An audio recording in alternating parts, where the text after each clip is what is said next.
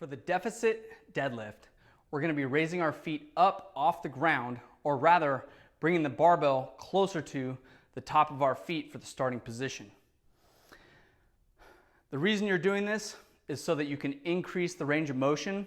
If you're having difficulty at the bottom of the deadlift getting that initial pull, this is a very helpful movement. If you're having more difficulty towards the top end of the pull, working on some rack pulls might be a better idea. For some, doing deficit deadlifts are just a fun variation and part of their training program.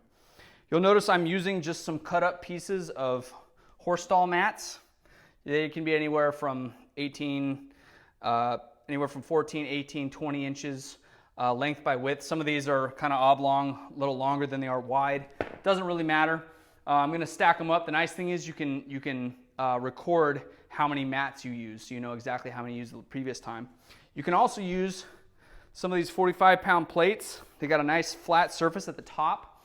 Just be really careful, because if you stack them on top of each other, they tend to slide, so you want to be very careful. They also give you a really small surface area, so you may have a hard time finding a spot for your feet, but I have used them before. Just be careful they don't slide.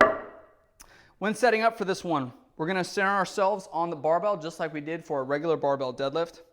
Our feet are going to be hip width apart. We're going to line up that barbell just over the center of the feet. Toes straight ahead, heels down. The first thing I'm going to do is set up my knees and hips. Bending at the knees and hips.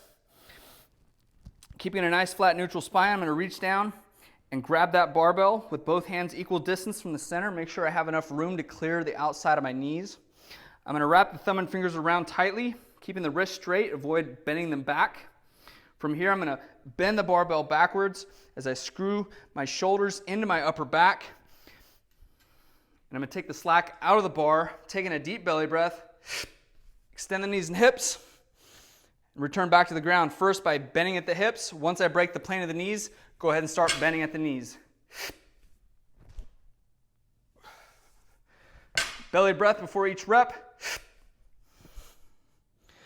Very critical as well to keep that barbell as close to your body as possible. We want to avoid taking off with that barbell with it way out in front of us. We're going to be at a major disadvantage. Once you're done, go ahead and release your hands and stand tall. It's very critical with this movement because you're increasing that range of motion with the knees and hips so much. You want to make sure that you can still keep your spine in a good position.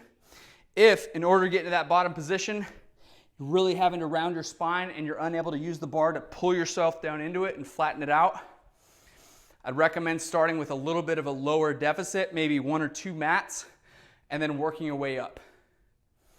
But that's how you do a barbell deficit deadlift.